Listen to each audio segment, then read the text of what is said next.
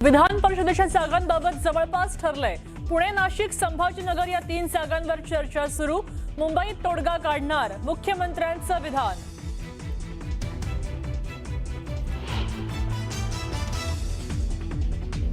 आम्ही 3 जागांसाठी मागणी केलेली आहे आणि नक्कीच सकारात्मक राष्ट्रवादीकडनं विधान परिषदेसाठी 3 जागांची मागणी, जिथं राष्ट्रवादीची सर्वाधिक ताकद ती जागा मिळावी। सुनेत्रा पवारांची मागणी।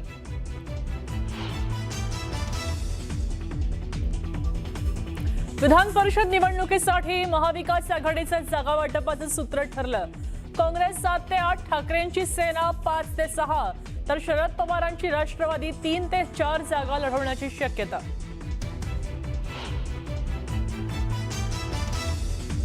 कांदा निर्यातीवर कोणतीही बंदी नाही, कांद्याच्या हमीभावात वाढ करण्याची गरज असल्याचं अमित शहांकडनं मान्य। मुख्यमंत्री देवेंद्र फडणवीसांची माहिती।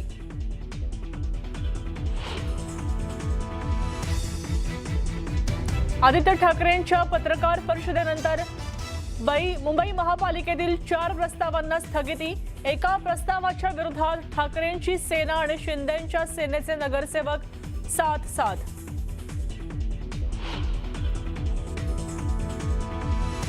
मुंबईतील सिद्धिविनायक मंदिर कॉरिडॉर प्रकल्पाला विरोध, बाधित होणाऱ्या मैदानासाठी ठाकरेंची सेना आक्रमक।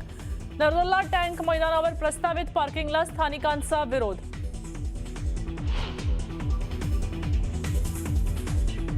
आणि नीट पेपर फुटी प्रकरणी सीबीआयचे देशभरात 49 ठिकाणी छापे।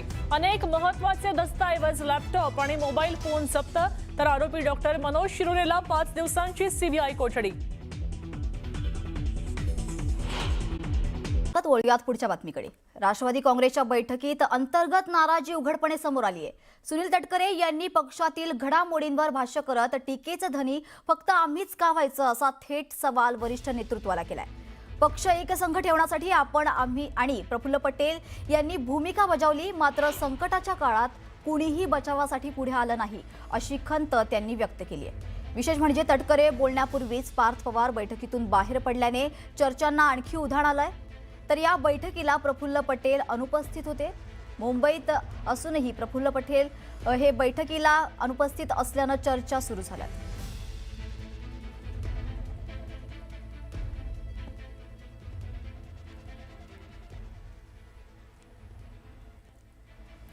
दरम्यान यावेळेस काय नेमका संवाद झाला हे आपण बघूयात। दादांच्या निधनानंतर मी आणि पटेलांनी महत्त्वाची भूमिका बजावली असं तटकरे म्हणाले।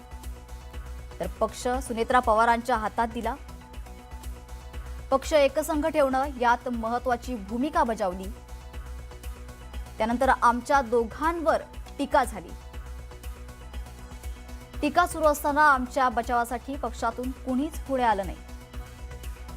विलीनीकरणाच्या मुद्द्यावरूनही माझ्यावर पटेलांवर टीका झाली, तेव्हाही पक्षातून कुणीच पुढे आलं नाही। कुणीच आमच्या बचावाचा प्रयत्न केला नाही। आम्हीच टीकेचे धनी का व्हायचा असा सवाल त्यांनी केला। त्यावर भुजबळ यांनी म्हटलंय की जे झालं ते झालं, आता त्यावर अधिक चर्चा नको, आता पुढे जाण्याची गरज आहे।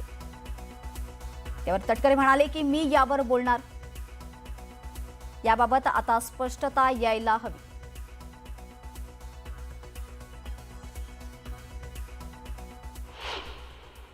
त्यांनी आपल्याला टार्गेट केलं गेलं होतं। वहिनींच्या शपथविधीनंतर अशा प्रकारच्या भावना व्यक्त केल्या, परंतु संपूर्ण पक्ष एकसंघ असल्यामुळं आणि त्यावेळेला सुद्धा वहिनींनी शपथ घ्यावी अशी सगळ्या कार्यकर्त्यांची, सगळ्या आमदारांची आणि त्यांच्या कुटुंबियांची इच्छा होती।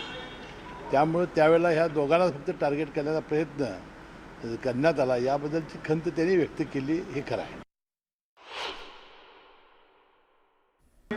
पेल्यामधलं वादळ पेल्यामध्ये संपलेलं आहे। प्रफुल्लभाई हे काही आपल्या कामानिमित्त गैरहजर होते। राजकीय वर्तुळातील आणखी एक महत्त्वाची बातमी आहे। हर्षवर्धन सपकाळांनी पंतप्रधान नरेंद्र मोदी आणि मुख्यमंत्री देवेंद्र फडणवीसांवर टीका केली आहे। यावरून आता पलटवार सुरू झालेत। उपमुख्यमंत्री एकनाथ शिंदे आणि नितेश राणेंनी जोरदार पलटवार केलाय। कांद्याला मिळणाऱ्या अत्यल्प दराच्या मुद्द्यावरून सपकाळ बोलले होते। यावेळी आक्रमक झालेल्या सपकाळांनी पंतप्रधान मोदी आणि मुख्यमंत्री फडणवीसांवर आक्षेपार्ह भाषेत टीका केली आहे आणि वाद पेटलाय। त्यामुळे तर मी माझ्या विधानावर ठाम असल्याचं सांगत पुन्हा मोदींवर आक्षेपार्ह भाषेत त्यांनी टीका केली आहे।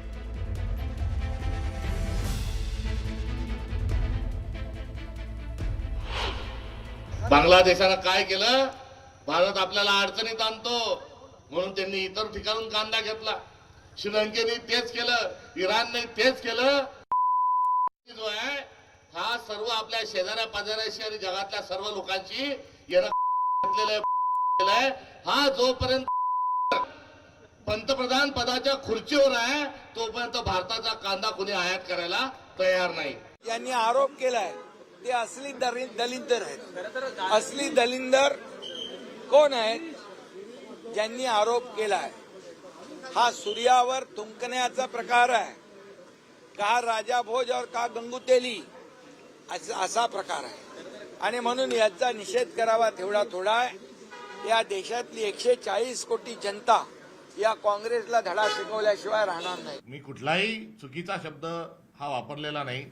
जो दलिंदर जो आहे हा कॅरेक्टर दर्शवणारा, लक्षण दर्शवणारा शब्द आहे। दरिद्री हा संस्कृत शब्दाचा बोली भाषेमध्ये रुळल्यानंतर दलिंदर हा त्याचा वाक्यात उपयोग आहे। मोदी आल्यापासून शेतकऱ्यांचे भाव पडलेले आहेत, बेरोजगारी वाढलेली आहे, महिलांवरील अत्याचार वाढलेले आहेत, भ्रष्टाचार बोकाळलेला आहे आणि अशा परिस्थितीवर संदर्भामध्ये मी काल त्यांचा तो उल्लेख केला।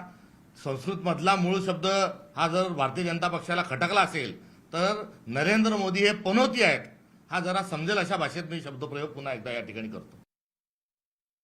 नंतर पाहूयात एक सविस्तर बातमी। काँग्रेस प्रदेशाध्यक्ष हर्षवर्धन सपकाळांचे राज्याचे मुख्य निवडणूक अधिकारी चोखलिंगम यांना पत्र देण्यात आलंय। महाराष्ट्रातील मतदार यादी विशेष सखोल पुनरीक्षण म्हणजेच SIR मोहिमेचा दुसरा टप्पा महिनाभर पुढे ढकलण्याची मागणी त्यांनी केली आहे। तर आषाढी वारीमध्ये लाखो वारकरी सहभागी होत असल्याने अनेक नागरिक गावाबाहेर असतील, त्यामुळे मतदारांची नावं वगळली जाण्याची भीती काँग्रेसने व्यक्त केली आहे। पंढरपूर वारी आणि अतिवृष्टीच्या कालावधीत SIR कार्यक्रम हा आयोजित करू नये अशी मागणी काँग्रेसकडून करण्यात आली आहे।